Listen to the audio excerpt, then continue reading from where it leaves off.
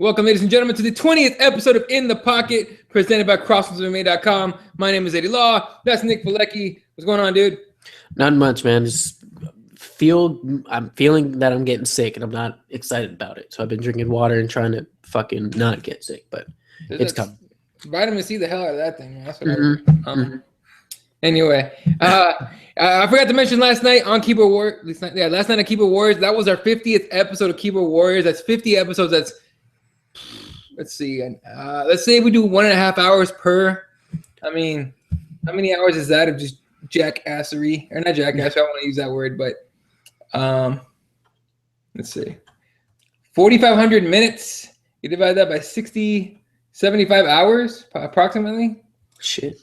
Of just being asswipes on the air live. So thanks for sticking with us that long. Also, In the Pocket is 20 episodes long. If you guys, I mean, if we added that to the old show, the 5-round show that we used to have, yeah, it'd be even more than Keyboard Warriors. But whatever, that show's old. This is a new show's In the Pocket. So the 20th episode. Thank you for sticking with us. We've been here since day one. Let's see if we can get to 50 on this one. Hopefully we do. All right. Of course, there's nothing else to talk about. There's literally nothing else to talk about. But the shocker from Saturday night, Holly Holm knocking out Ronda Rousey at UFC 193. But we're gonna make you guys wait a little bit for that one. Let's go straight from the beginning of the card. I'll give you results, and you stop me if you want to talk about a fight. All right. Okay. All right. Ben Nguyen defeats Ryan Benoit via submission rear naked choke. Turns out Benoit had been in the hospital the night before. He had trouble rehydrating. So possible IV back stuff. Who knows?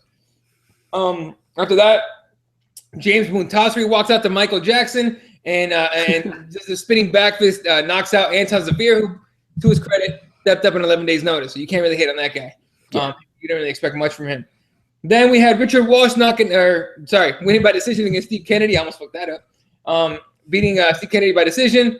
Daniel Kelly beats Steve Montgomery by decision, which really, really bothers me. Because if you can't finish Steve Montgomery, what are you doing in MMA?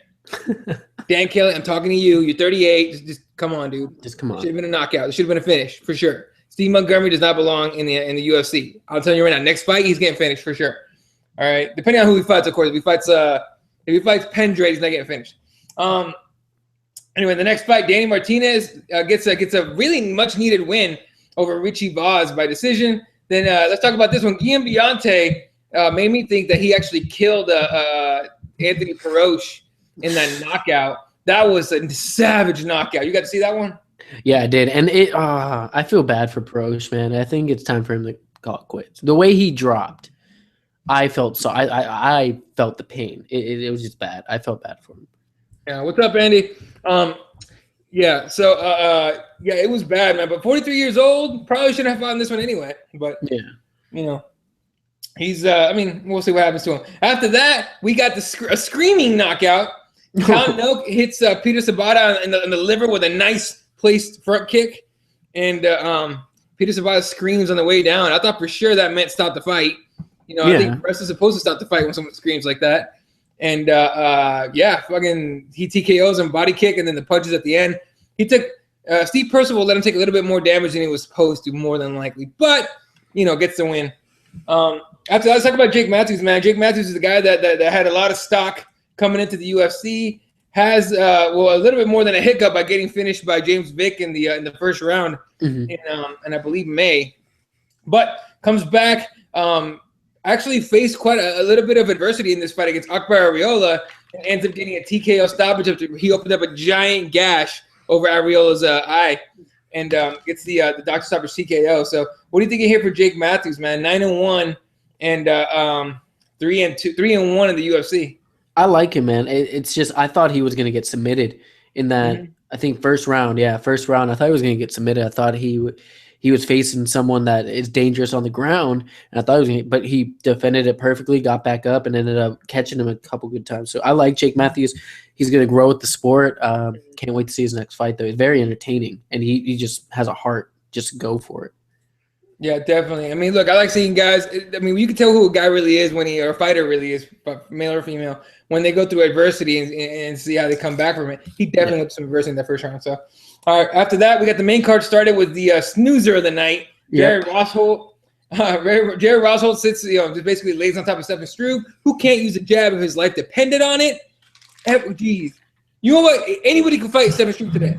I'm 5'10", he's 7 feet tall, and I can fight Stefan Struve and have a chance because he can't use a jab for shit.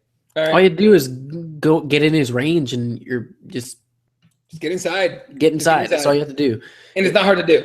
Exactly. And he needs to use that reach. Like, go watch some old film of John Jones and just putting his hand out there. Just do that shit. Because you could probably win most of your fights because of your height. But no, he's stupid.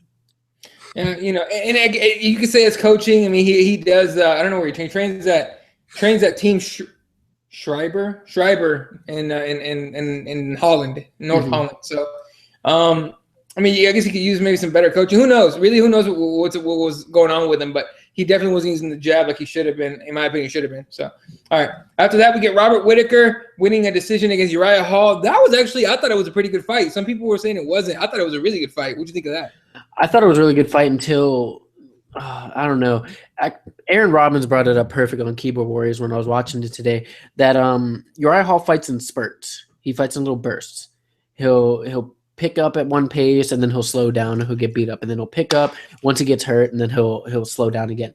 I thought he would beat Robert Whittaker. I thought he would at least pull out a decision win, but what the fuck happened in that fight? And then he was complaining about an eye poke. He got punched in the eye. Yeah, he got punched in the fucking eye. He should have got finished, but no, he didn't. I don't know, man. I really like Uriah Hall. I think he has a lot of potential, but he needs to get his head out of his ass. Yeah, I mean, I don't know what's going on with him again. It could be psychological once again, but Aaron's right. He fights in spurts, and we didn't see really very much urgency from him until right after I think he got hit in the eye again, and he couldn't see very well from his left eye. That's when we saw any kind of urgency from him. So, yeah. Andy's suggesting that we see Jake Mathis against Northcutt. What do you think? Yeah. You want to see your boy get snuffed? Yeah, let's do it. I think that'd be a good fight, but not yet. I want him to. Who called him out that last card? Who was it? Someone called him out, and I was like, no one's called out Sage and Northcutt. Let's make that fight because that's actually pretty cool. Yeah, he's 19 years old. You're picking on a kid, man. Yeah, let him pick on the kid and watch the kid whoop his ass, and then it'll be crazy. That'd be kind of crazy. But yeah, I'd like to see it. Two young guys going at it. Fucking why not? All right. After that, we get a heavyweight fight. Mark Hunt against Bigfoot Silva, and basically what we kind of all expected happened. Mark Hunt landing a shot. It wasn't a spectacular knockout that we were looking for. He landed the shot right behind his ear. Killed basically Bigfoot's equilibrium and then finished him on the ground. With punches, Mark Hunt still winning, mind you, against Bigfoot Silva. Bigfoot Silva is a guy who legitimately needed TRT. He probably still needs TRT because of an actual health condition he was born with. I forgot the name of it. Something about a gland that made him grow abnormally, right, to an abnormal size, which explains his giant head and height and size and everything. So, yeah. So Mark Hunt ends up finishing him. What do you think of Bigfoot Silva, man? I mean, I hate to tell a guy to retire, but that's not. I mean, he doesn't have any losses in a row right now. He beat Saul Palele in August, but losing to Mark Hunt now, and then first of all, who would you give him next? Nobody. I actually think he should retire. It sucks, but maybe have him fight Rochelle or Stefan Struve. Just have something like that. But you know what I have to say to him? He pissed me off because he couldn't survive at least the first round because I had to go to the fucking restroom and I missed the walk-off knockout. I was so mad. But no, hats off to Mark Hunt, but I think Antonio Silva needs to either call it quits or readjust his. I don't know. It's hard because I like him. He seems like a nice dude. He's a good fighter when he's healthy, but I don't think he was healthy in this fight. I think he does need to call it quits, throw in the towel. You just said something kind of interesting, or pretty interesting. Here's what I'm suggesting: a fight night card headliner in Brazil for his last fight against Stefan Struve, and you can call it like the Twin Towers fight in Brazil or some shit like that. Oh my god, dude! You can make that fight, and I bet Bigfoot wins. I wouldn't say Twin Towers. Okay, whatever, dude. Hey, look, no. First of all, it's been over 14 years. Come on. But 14. You weren't even conscious when that shit happened. Bitch, I was in like 10th grade. I remember exactly where I was during that situation, but that's a different story. What? You in the bathroom, motherfucker? The potty? Are you getting the diaper changed, motherfucker? What? 4th grade? 4th, 5th grade? Oh, I'm sorry. The sandbox. My bad. Bitch. No, but for real. Like, and make that fight last. And I bet, I'll tell you what. If Struve fights Bigfoot, I'm picking Bigfoot. I'm picking Struve. Come on. He's going to learn. He's like, I heard Eddie Law say I need to use my reach. I'm going to do that. I'm going to do that. If I get credit in that post-fight speech, it's going to be crazy. Eddie Law, I would like to thank you for showing me about my reach. Telling me about maybe I should use that shit, my 7-foot reach. Yeah, I know we got some tweets over here. Mike Jarvis saying Hall is a point fighter. And no. And Andrew, kind of. Fuck no. Hell no. Kind of. Kind of, no. Kind of. It explains the spurts. Kind of. Yeah, it explains the spurts, but I think it's him trying to get that one blow to finish. Yeah. That's his thing. And then Andy points out, which is also very true, it was his 3rd fight in 3 months, and I think his 2nd by short notice. Yes, I agree with that. I'm not mistaken. Yeah, I agree with that one. He should have taken some time off, and I think he better take some time off now. If he picks up a fight within the next 4 weeks, I'm going to be pissed. I don't think Dana will let him. I don't think Joe Silva will let him. They'll just be like, yeah, just relax, man. And then Mike Jarvis that suggests Sage Northcutt versus Yancy Medeiros. Yeah, I can see that. I'm down with that. Or Uriah Faber. I think Yancy starks him. Speaking of Uriah Faber, guess who called out Uriah Faber today? Who? Thomas Almeida. Oh, who gives a fuck? Make that fight, Dana. Let's get Faber out of this bitch. Have Almeida knock him out. And then, although, Faber could just sit on him. No, I want to see Faber versus TJ. Dude, we're not going to get that fight. I just have a feeling we're not going to get that fight. I want to see it. I hope we get that fight, but I just don't see it. Anyway, moving on here. The co-main event of the evening, Joanna Jędrzejczyk against Valerie Letourneau. A lot of people, I was surprised about Valerie lasting as long as she did. Yeah. I wasn't surprised that she could put her hands on Joanna for the fact that Valerie used to fight at 135 and ended up cutting down on 115. So she has power. She put a hurt on Joanna. But I was kind of surprised. I was surprised that she made it to the 5th round, to be honest with you. But what do you think of first Valerie Letourneau and what she did against Joanna? I was shocked. I thought she was going to get starched the first round, 2nd round. I was just excited for the main event. But this fight was actually very exciting.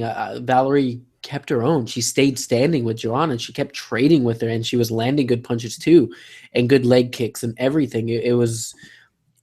It's not what I expected, and to a point that I would start rooting for her. I was like, "Hey, pull this out of your ass and get a win." That would surprise me, but no, Joanna didn't. But I think she broke her hand in the 4th round.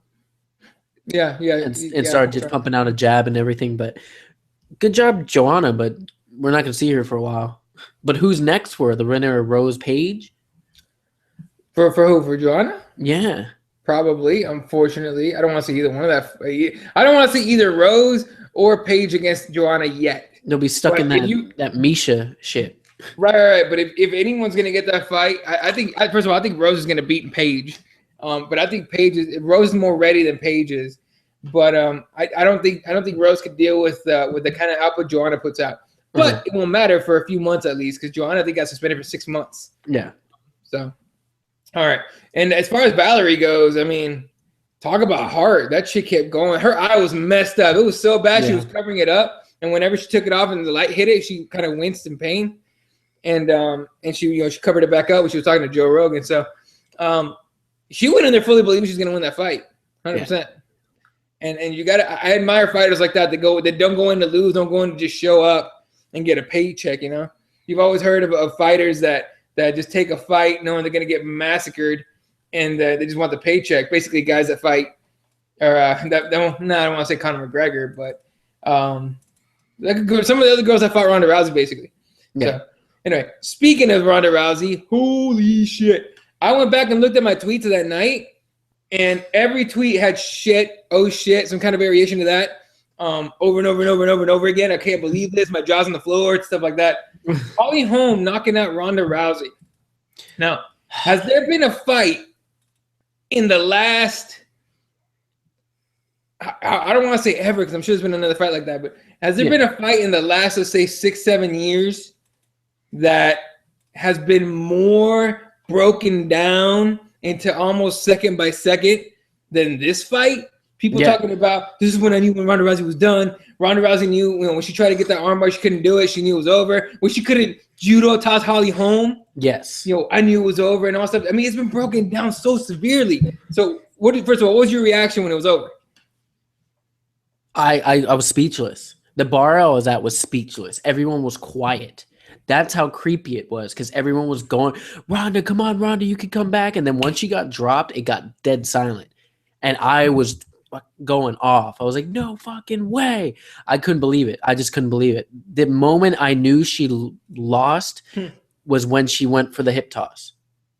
When she went for her head and arm throw, and she went for it and could not do anything, I was like, it's over. If she can't take Holly Holm down, it's done. And it showed how strong Holly Holm was because she held her and was like, nah, you're not doing nothing. Body lock and dropped her butt, dropped her weight down. Like, go ahead, good luck. Let's see what happens. Yeah. That surprised the hell out of me because I thought Ronda was going to be stronger than Holly, but nope, definitely not. And then the one moment that I knew she was probably going to get knocked out was when she slipped and did that knee on the ground like she was going for a single, but it looked like she tripped. She fell against the cage, and she's just like, you're done. You're done. But go ahead. I was just shocked. And like right after I went on Periscope, I was like, is this how everyone felt when Anderson got knocked out? Because I couldn't believe that shit. You know what? Basically, remembering back to when Anderson Silva got knocked out, basically that's kind of what it was. See, I don't remember that time. No, hold up. Like, I believed it. Of course you did. Of course you fucking did, dude. But the Anderson knockout for me, I was just mad. But I was in a different state because he's my favorite fighter. But this time I was just like, whoa. Like, don't get me wrong, I don't like Ronda. I don't like her attitude. I respect her as a fighter. She's a beast. But just no one saw the greatest of all time at the greatest, basically, woman fighter of the world right now get dropped. Greatest athlete, whatever. But Chael Sonnen said it best, man. She faced another competitor, another person that knows how to compete and knows how to keep her composure. It was perfect. So definitely. And I mean, it was here's the thing. When Anderson Silva got knocked out and I saw the knockout, I was just like, I was shocked because I didn't expect Chris Weidman to knock him out. I thought if Weidman was going to win, it was going to be a grind out decision where it was on the ground, just too much damage, caused by Chris Weidman. But when he got knocked out, my jaw dropped. What? Andy, I know she wasn't going for a single. It looked like she was going for a single the way her knee dropped. She dropped because she lost her balance and she didn't know what the fuck was going on. Yeah, she wasn't going for a single. Holly ducked into a looping left hook. That's right. I remember that. And then she just went flying. By the way, Holly's dodging of the punches was almost comical in how easy it was. You know what I mean? You know what? It reminded me of Anderson Forrest Griffin. Yeah, kind of. The way he was just like, no, yeah. Okay. What are you doing? What the fuck are you really doing? But I'm still shocked. Like, I'll watch the replay over and over on Facebook. Hey, if you want to watch Ronda Rousey get knocked out, it's free all over the place. You can watch it now, but it's insane. Yeah, it was crazy. But I was busy trying to pick up my job off the floor because, and then finally when literally got knocked out, she got knocked out. I didn't say a word. I was like, oh shit, and then I stopped and I get on Twitter. And I just typed in "holy shit" a million times, and then the first thing I thought of to say was, the game just changed. The game, literally, that knockout, the game just changed for just completely changed. The landscape of MMA, not only in men, mostly, of course, completely in women's, but everywhere. Overall, the game just changed. It was incredible. And first of all, it's credit to Ronda Rousey for being able to make things as big as they are in MMA, but Holly Holm for coming in and shocking the world. Yeah, and credit to Ronda Rousey for not. Honestly, I expected her when she would lose to just leave the cage and be a little crybaby. I honestly thought that. No, she stood there, she got up, she shook her hand, she hugged her, she gave her props, and she walked out of the cage. Yeah, total respect there. Yeah, and Mike Jarvis makes a good point. Yeah, Mike says Anderson's knockout was chalked off as a fluke and then a leg break. Ronda's was no excuse. That's 100% true. She got outclassed. She got outclassed, and I'm still shocked about it. But like Chael said, man, it was just she's never faced a person that was that competitive as her. That's been through the grinder, that's been through it all. She's been through boxing championships, been in the spotlight, and she kept her composure the whole fight, even like the weigh-ins. Like you said, did that show a different Ronda Rousey with her just going off on Holm? Now, a lot of people are like, oh, Holm put her fist in her face. No, Holm actually didn't. It was Ronda just going the fuck off for no reason. Yeah. So Ronda got too close, and Holly's fist just ended up in her face a little bit. That's all it was. Yeah. We'll see. Yeah, but do you think Ronda comes back though? Absolutely, she has to. She has to for her own. Sanity. This comes from but this comes from reading her book. In reading her book, the way she came back from losing judo matches and shit, losing out on gold, losing tournaments that she thought she should have won. Mm-hmm. She's too much of a competitor, and at this point, she has to prove to herself mostly that she can come back, and to everybody else, I guess, but mostly to herself that she can come back and win. And but man, there's so many things and the obstacles and everything. It all fell apart for Ronda Rousey after that knockout. Yeah. But remember in the pre-fight show and before that, I said that it was a weird thing to see Ronda Rousey lose her mind at the weigh-ins. Yeah, that we had never seen that before. And Ronda Rousey has this quote that says something like, "If you're loud, basically like in the stare downs, if you're loud, it shows insecurity and confidence is silent," or something like that, right? Mm-hmm. And that quote immediately came to mind at the weigh-ins. In fact, the weigh-ins meant so much that the lines in Vegas changed drastically in Holly's favor. It was Ronda was like a 2,000 or some ridiculous number favorite. It went down to 750 after the weigh-ins. It tells you so much. It's ridiculous. So it was weird, man, and it was a weird Ronda that showed up. She didn't physically. I didn't think she looked right at all. I thought she looked off. I don't know about you. I'm watching it right now. It's you just see she's confused, dude. She's so confused. We've never seen her do that. We've never seen. Once she got punched, she's like, "What was that? I don't like that. That hurt." It was kind of like Brock Shane Carwin. Yeah. Thought Brock Lesnar was the best and he was a beast and he could take a punch. Once he got punched, he won the fight. The champion won the fight in that one. But once he got punched, he had no idea what the hell to do. He didn't like it. It hurt. I don't like this. That's kind of how it looked like for Ronda. She got hit and she's like, I don't like this. It hurts. Fuck this. And she just broke down. But honestly, if Holm has a fight before Ronda, I don't think Ronda comes back. If what now? Now Ronda wants to take a year off, right? Holm wants to take some time off. I think if Holm's smart, she would compete. Yeah. She would not wait for Ronda. She would say, no, I want to defend my championship. I'll fight Misha. I'll fight whoever you want to throw at me. I want to be a competitor. Because look, she's what, 34? Yep. She doesn't have all the time in the world to defend that belt and wait for Ronda. Yeah. Winklejohn hinted to that. He said she's 34 years old. She wants to have kids and a family and all that. So she ain't going to be sticking around very long. Exactly. So I think if she competes before Ronda, I think, and loses the title, I think Ronda may not come back. It depends. I think regardless of who's the champion, Ronda's going to come back. I do think she's going to take a while off. Now, a lot of people are blaming the coach. Yeah, Edmund, weird ass last name. And honestly, thinking about it today, like I agree with that. I still think a lot of it is on him. I just think he's not a good MMA coach at all. I mean, look at the guys people that are under him. Ronda Rousey just come off a loss. Jake Ellenberger lost his first fight under him. Travis Brown got knocked out by Andrei Arlovski. Like, so and it sucks because Edmund is also, in trouble with the whole bankruptcy thing. He had the thing on Monday, which, by the way, I'm so surprised nobody from MMA, whatever the fuck, and then any other outlet was trying to go there to get the story themselves. Because if you go, for example, if you go to MMAfighting.com, every single article on the front page says Rousey on it somewhere, on the title.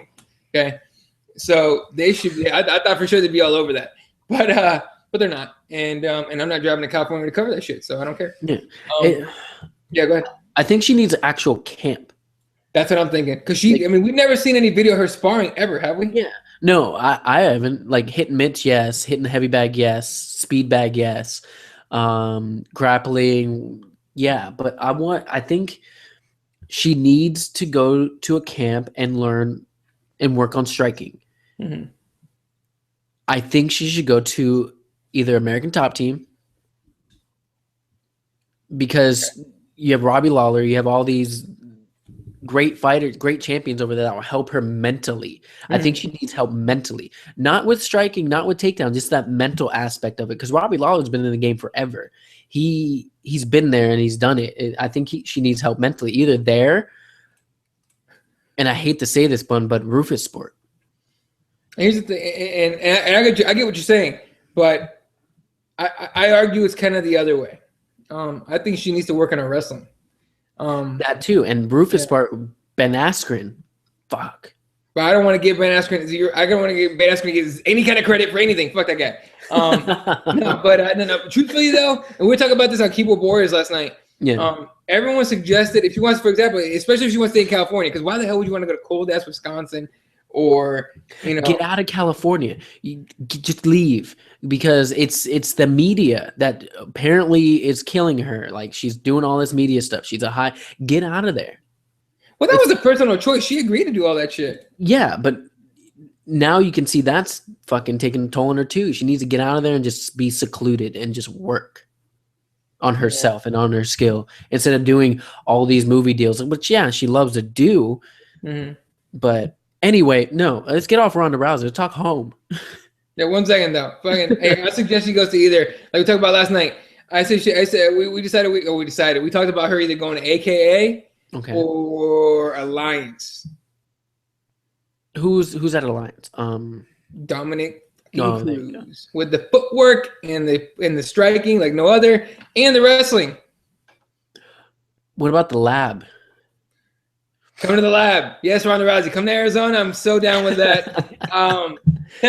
That'd be legit. Yeah. Well, who do you have there? You have Benson.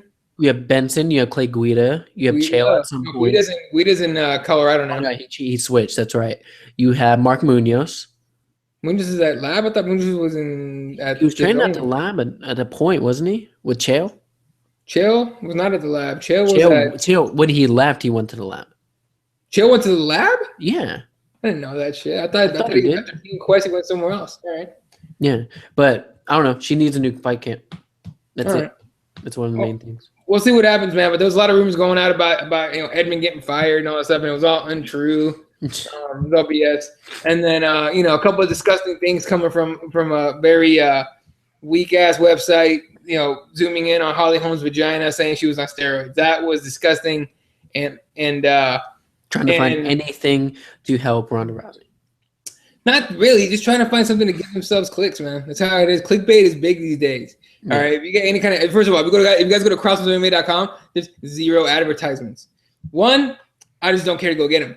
And 2, the only sponsors we ever got weren't really sponsors. It was kind of affiliates. We had like Amazon and a couple things, but at that point, I also don't like sitting here going, "Come on, guys, please buy something from Amazon through our website and get us money." It'd be nice. We're not gonna do that shit right now. So, but anyway, moving on from that. The website did that. But okay, let's talk. Like you said, let's talk Holly Holm. Because there's not enough people talking about Holly Holm, by the way. Exactly. Everyone's talking Ronda. No one's giving Holly Holm any credit. 100% credit goes to Holly Holm, my opinion. Yes. And Greg Jackson and Winklejohn, because that game plan, she fought a beautiful, perfect fight. It was incredible the way she made Ronda Rousey look like a rookie. Yeah. And it's all the coaching. It is all coaching. Like Aaron, I'm going to keep quoting Aaron because he said a lot of good stuff yesterday on Keyboard. He was calm for once. He wasn't freaking out and angry. He was. I know. I don't know what was going on with him. He wasn't as funny as he usually is. But like Ronda's corner, you're doing great. No, the fuck you weren't. And then Holly Holm's corner saying, you're doing good, but this is what you need to do. And then he would go to Wink. Wink would say what he has to do. And that's it. That's all you have talking to her. You don't have the whole group talking to her. And she just utilized her game plan perfectly. And damn, I'm just very, very impressed because we never seen her fight like that before. Her first 2 fights in the UFC have been boring. I hate to say it, but they've been not that entertaining. Yeah. And a lot of people were just, who is this chick? She's not going to fight Ronda Rousey. She's not going to beat her if she fights like this. Well, she'd beat her. And she didn't fight like the way she did. She fought completely different. And I hope we see more of that in her next fights. And of course, Andy's got to say this. What do you say? I have been giving Holly credit for weeks. Well, I gave her credit too. I was like, the only way she wins is if she keeps her distance and stands up with Ronda. That's the only way you win. And she did it, and she won. And it's just fuck. And Mike reminds me of a really good point on Ronda Rousey. Let's keep going about home. And after home, we'll talk about this. We'll bring up Mike's point because it's a really good point. Yeah, dude, Holly Holm, man, perfect fight. And I think what I like the most about Holly is that she's just like, she's a real humble person. She's not faking it. Not the way Miesha Tate does it. Miesha Tate fakes all that shit. I don't know. First of all, I don't care whether Miesha Tate fans watch this or not and get mad at me or not. If you are honest with yourself, you know Miesha Tate fakes all of that. All of it. Okay? So I don't care what anyone says. But you know how I knew, though? 100% Miesha Tate fakes all that? The second Ronda Rousey lost, she was one of the first ones to say, fuck Ronda Rousey, fuck that bitch. Bitch, you just got you got beat, bitch, and all that stuff. No humble person, no real humble person, no real respectful person is gonna say that about anybody, especially not a person that beat them twice and is a champion, and is a person who's credited as the person who brought up women's MMA to the point where it is now. So no, I don't care what any Tate fans say. You're wrong. Tate's a cunt. Sorry. Anyway, and I'm sticking by that. I don't care. Send Brian Caraway my way. I don't give a fuck. I'll just get injured and I'll have to postpone the fight for 4 months. Anyway, so Holly Holm, man, I'm with you. I think she fights one more time before she fights Ronda Rousey in a rematch if they get to that point. Yeah. Who do you want to give her? So time out. Who do you want to give her, and who do you think she gets? Who do I want to give her? Kat. Yes, I want to see that too. Who do I think they're gonna give her? Miesha. Because honestly, like it sucks, but you know she's earned it. She's worked her way up the totem pole and earned it, and it's not Rousey's not the champion anymore. So, and the only person I can see beating Holly Holm is that stupid, adorable Miesha Tate taking her down and laying on top of her. Yeah, that's exactly what I was thinking. That's a bad matchup for Tate for Holly. Yeah, it is, and it sucks, and especially with Miesha, I guess she has hands now since her last fight, which shocked the hell out of me too, and made me kind of like hope she gets a title shot. But I don't know.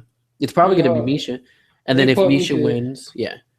They put Miesha Tate real quick. Who she fight last, and we'll decide whether she has hands or not. Yeah.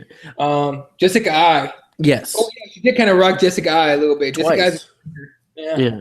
But if Miesha Tate wins, that breaks Ronda Rousey, in my opinion. I think it just ruins her credibility because if she comes back and gets automatic title shot against Miesha Tate, she beat Miesha twice. That doesn't help her career. She needs to beat Holly Holm. Oh, okay, that's what you mean. Okay. Yeah, if she fights anybody other than Holly Holm for the title, I think you're right. People are gonna be like, well, you didn't beat Holly Holm for her, so you're not the real champ. It's gonna be all that shit. She needs to beat Holly. Yeah, I'm with you on that. Yeah, Mike says Miesha said that she might retire. Yeah, she's been saying that for weeks. Oh, please do. Please do. Not anymore. She's not going to do it anymore since Ronda's not champ. Of course not. Of course not. The second she said, fuck that bitch, God, I have zero respect for her at all. She's still like, where's all shit, but still. Where's my contract, Dana? Give me my contract. I would love the UFC to be like, oh, by the way, you're out of here. Go to Bellator. Just cause go to Bellator, go do that shit. Okay. As far as who I want to see against Holly, Amanda Nunes. Okay. Or Kat Zingano. Who do I think they're gonna give her? Miesha Tate. If it's not Ronda Rousey, if they don't wait to UFC 200, because think about it, if you hold off that fight until UFC 200, which is when Ronda Rousey wanted to fight anyway, right? Yeah, but she said that she wants to wait a year now.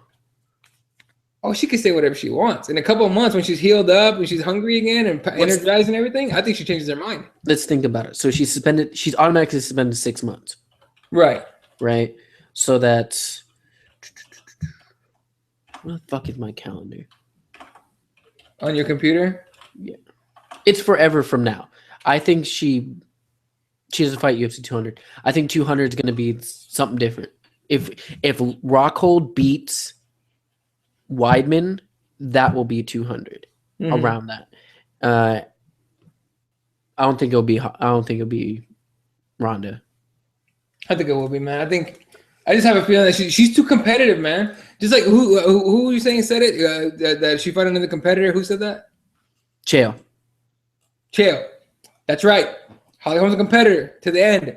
Ronda Rousey, a competitor to the end. I think she's gonna want to fight, dude. I think she would have taken that whole time off if she was still champion. I think now she's gonna want to come back, get her belt.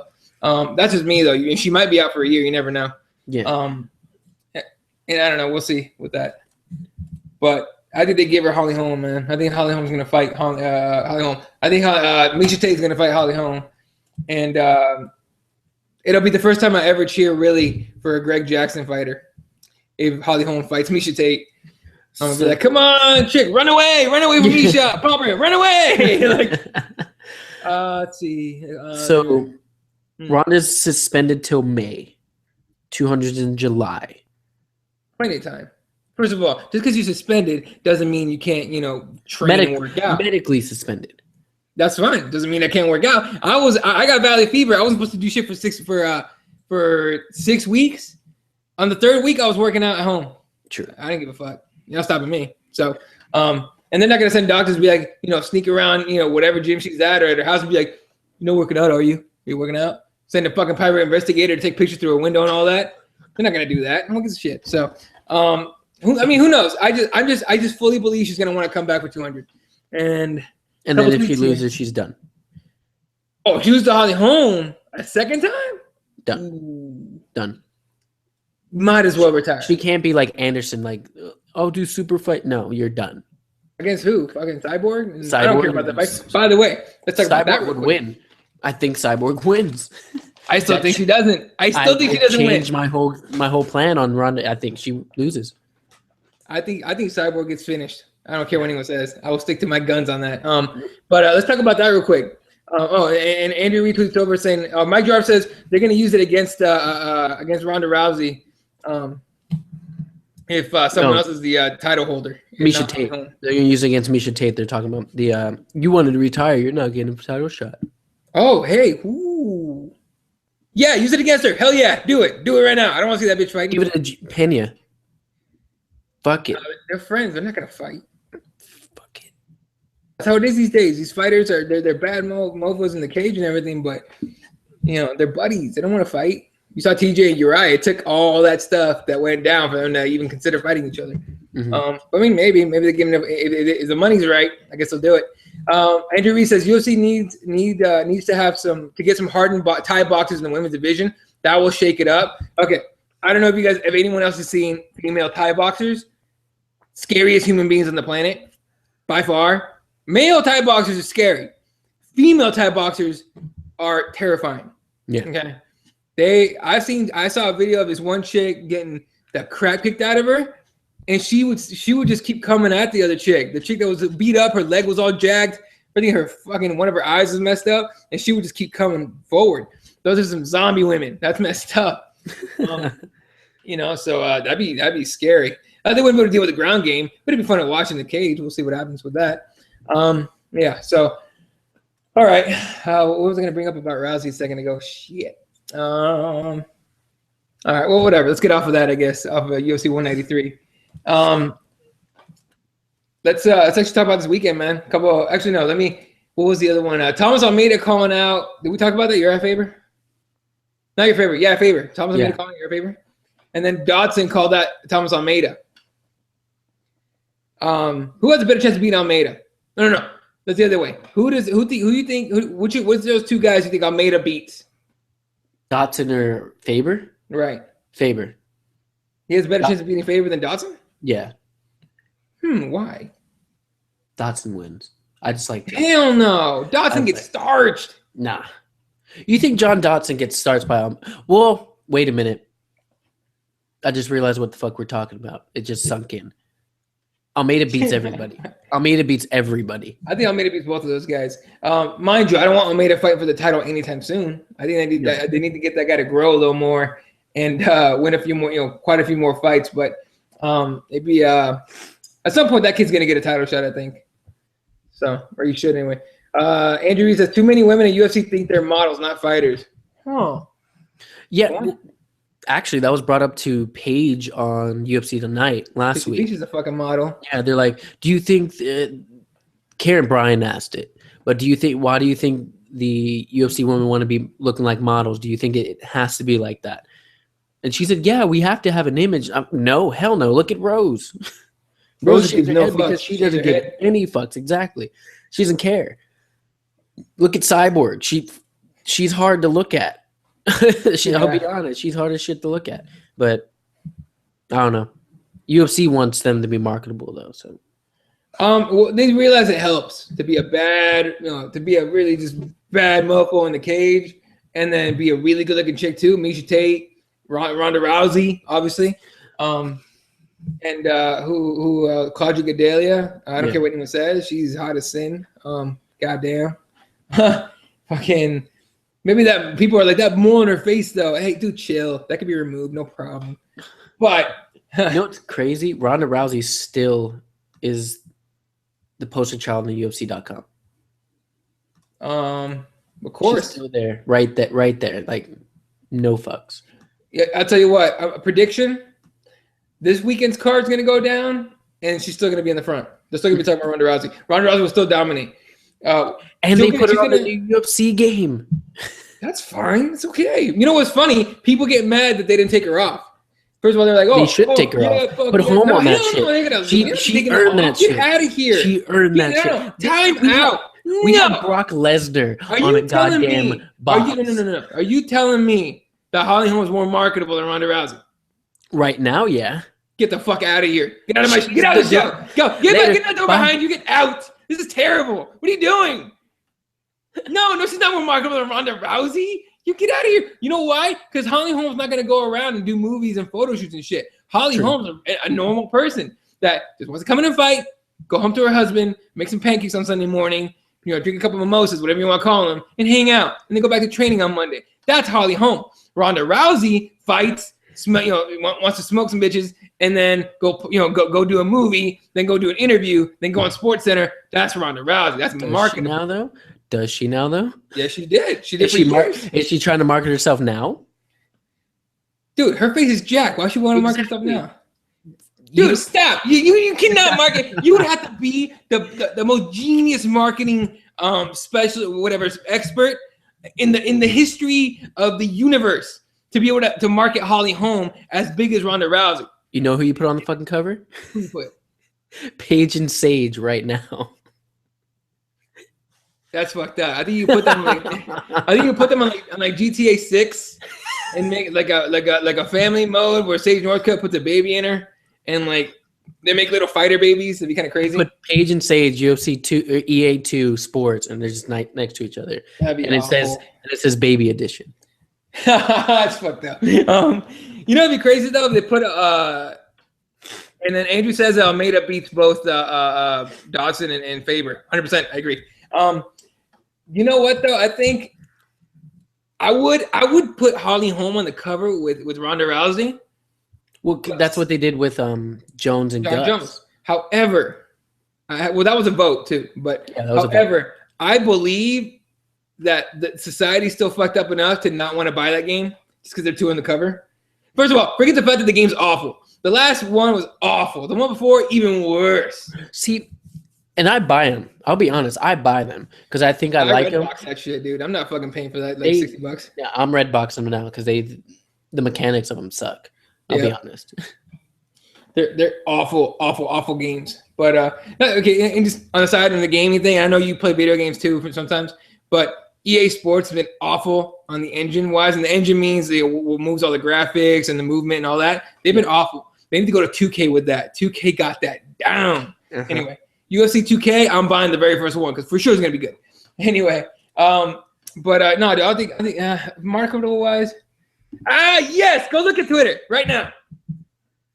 But look at Twitter right the fuck now. Please tell me it's not the sir. Fuck. Talk about Nick. Mike, that's right. Just calm down. It's okay. You calm down, motherfucker. What are you talking about? I want to light a fire. That's what I want to do. I want to light a fire. This guy. Okay, all right. Let's talk about this card. Yeah. All right. This weekend, 3 events. Bellator. Who cares? The card is awful. I would never lie to you guys. On paper, it's awful. Let's be honest. Paper, it's awful. Sometimes with paper, those cards that look terrible on paper end up being really good.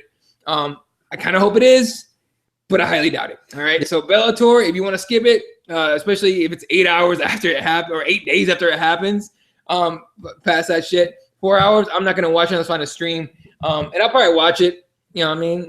Once we're done with our podcast or our episode of whatever we end up doing, whether it's Stash Cast or ULI, whatever you want to do this weekend, we'll talk about that. But I might watch it on stream. But interesting card because of the concept, not because of what's going on. World Series of Fighting here in Phoenix. I'm not gonna be able to go. I got some shit going on Friday that's gonna stop me from getting anywhere near on time to events. By the way, I was astonished the last 3 or 4 events that I went to as media, how late media members get to the actual fights. Like they don't give a shit about the prelims. You know what I mean? Yeah. Like they don't show up until like right before the main card starts, and I think it's disrespectful as hell to the fighters. I really do. Anyway, yeah, it's garbage. But moving on. But World Series of Fighting 8-man tournament for the lightweight, basically for the right to fight Justin Gaethje. This is hilarious. Andrew Reed goes perfect for what you talking about, Nick. This is why you are the shit. That's right. This is why you guys are both the shit, Mike and Andrew. And that's a good thing, believe me. And then Andrew says they should market Holly. She's a brilliant role model, but they won't. At 100% right. Moms and dads out there saying, you know, what are my kids gonna fucking learn from Ronda Rousey? She's unsportsmanlike. She talks shit and all that stuff. Fine, Holly Holm. Congratulations. There you go. You don't have to be parents. You can have Holly Holm raise your kids for you. You lazy bastards. Go ahead. So I'm about to go off on another Periscope fucking thing right here. Just fucking losing my mind on that shit. I'm gonna bring that up tomorrow. Fucking. Yeah. So, God, we keep going back to Rousey. That's how powerful this whole thing is. Anyway. Right. This weekend's tournament. 8-man tournament. Sorry, 8-man tournament. World Series of Fighting to fight Justin Gaethje. Mike Ricci's in it. Hope he loses. I will cheer. You know, that's one guy I root against is Mike Ricci. I just can't stand his face. And then Luis Palomino's in it. Hopefully he wins. We get a third fight with Gaethje. Mind you, both of those guys destroy each other every time they fight. So it's like, you know. But yeah. And then another fight. It's not necessarily gonna be a great fight. Esteban Payan, former UFC fighter, against Jason High, who got cut from the UFC for pushing a ref. So it's dumbass.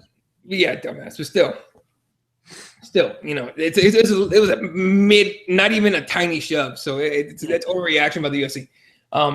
But they had to make an example of somebody. So that card's on Friday. Definitely watch that one. If you're gonna pick one out of the two, Bellator, World Series of Fighting. I mean, play them both if you can. But if you can watch World Series of Fighting, just hit mute. Hit mute on that. Put on some good music. Pull up Twitter on the side if you can. Okay, and avoid listening to Chael call any fights at all. And watch World Series of Fighting. Come on, you like Chael? No, you don't have an opinion. Shut up. Anyway. No. Commentating, no. Podcast, yes. Oh, the podcast is interesting. It's kind of entertaining sometimes. I only listen to it every once in a long while, but every time he talks politics, though, I turn that shit off. But that's different. Yeah, because he gets irritating with politics. That's true. Now I know what I mean, maybe I get irritated with politics when I do on the Periscope, so I don't know. Andrew says, sorry, Andrew. I feel bad for you. Andrew Reed says, okay, the reason I said 8 days is because the UK doesn't get Bellator, or overseas, anyone probably, I think the entirety of overseas doesn't get Bellator for 8 days. So whenever I bitch about it being 4 hours late in the West Coast, Andy tells me to shut the hell up because it's 8 days for him. So he goes, I want no spoilers for Bellator for 8 bloody days. True. So, yeah. Anyway, moving on here. The one UFC card this weekend, obviously on Saturday, headlined by Neil Magny against Kelvin Gastelum. Both ranked, I think Neil's 13 and Kelvin's 15. And the welterweight division was supposed to be Matt Brown. Matt Brown got hurt. And so now we get Neil Magny stepping in here last minute. Let's talk about this fight specifically.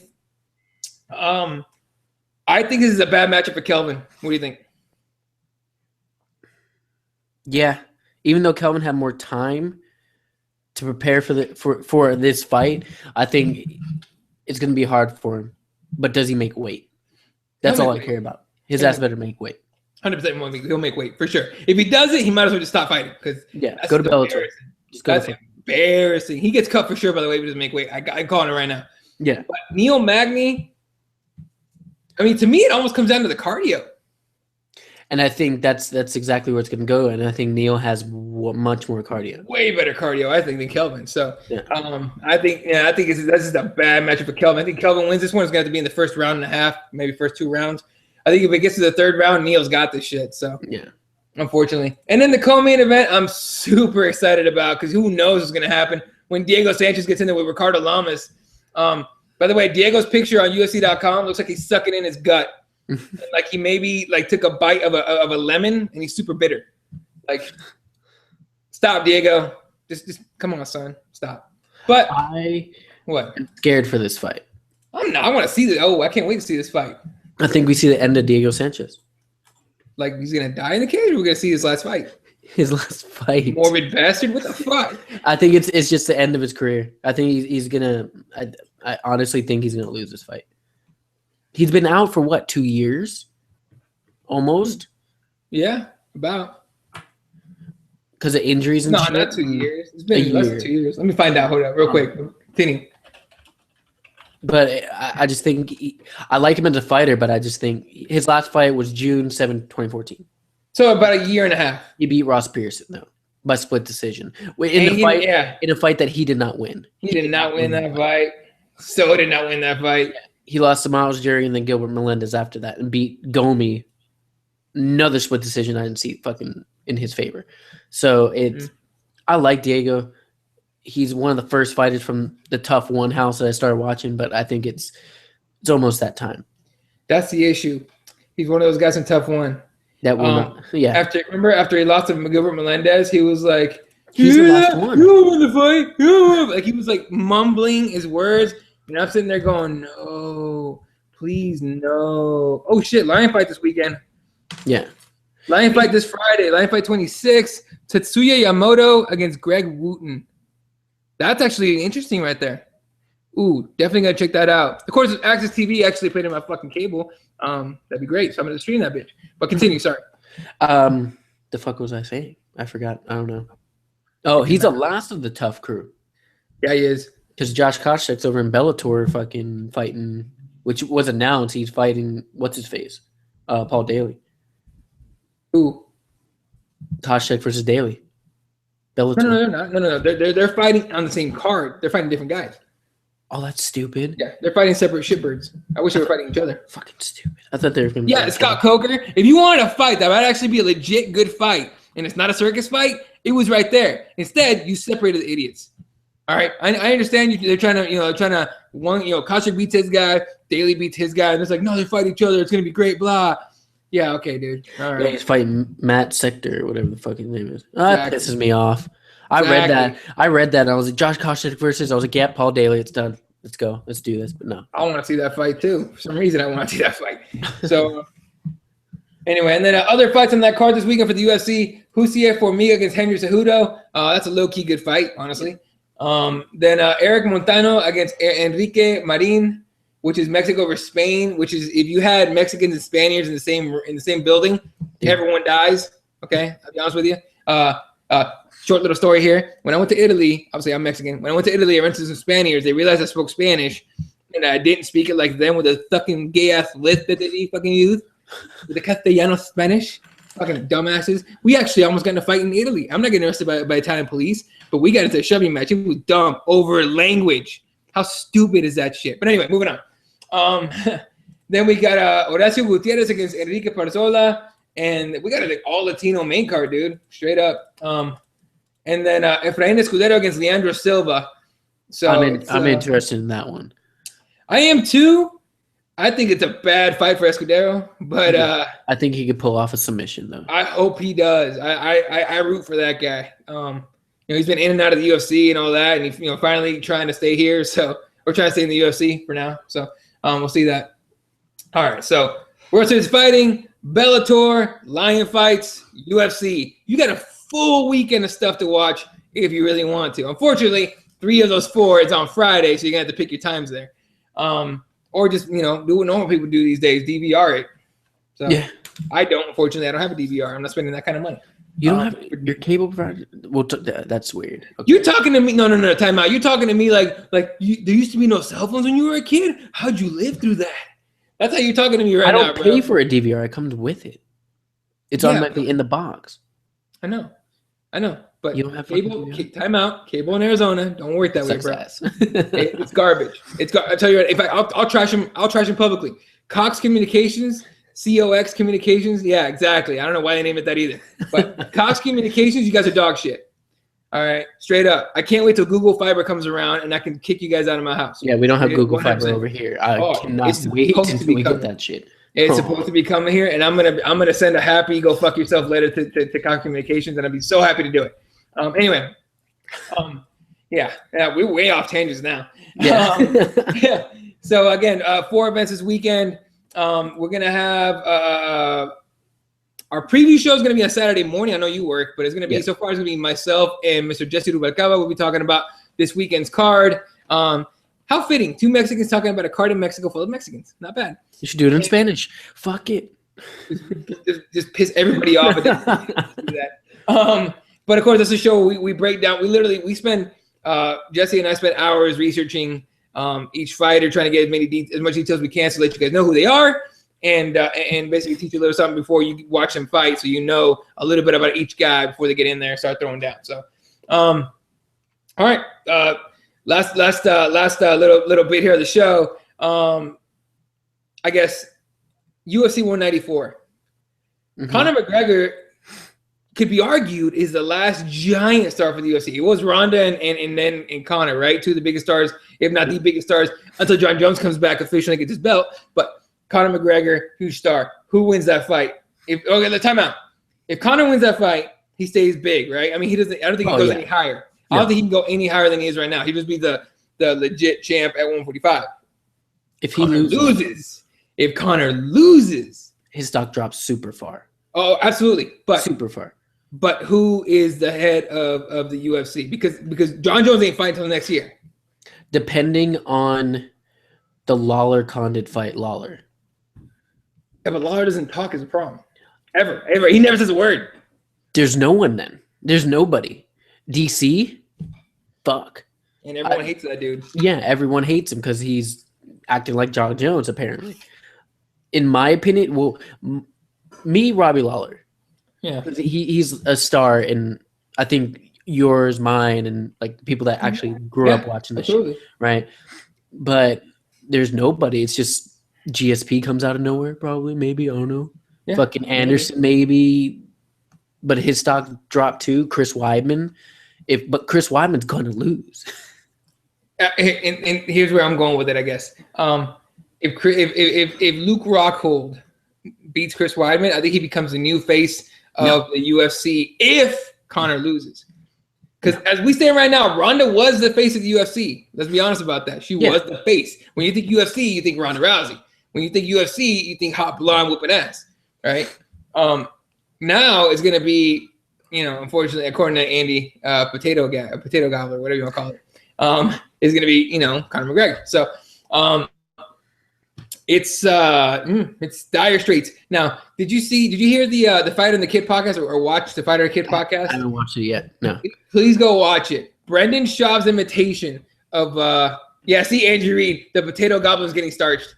Anyway, hey, leg kicks, man. I want to see leg kicks. Anyway, Brendan Schaub's imitation of Dana White after Ronda lost is fucking hilarious. You should go watch it. So, definitely check that out. That's all we got, dude. Oh, one more thing. Shayna Baszler, obviously really good friend of Ronda Rousey, actually a veteran of women's MMA, used to be actually thought of as the best female fighter in MMA.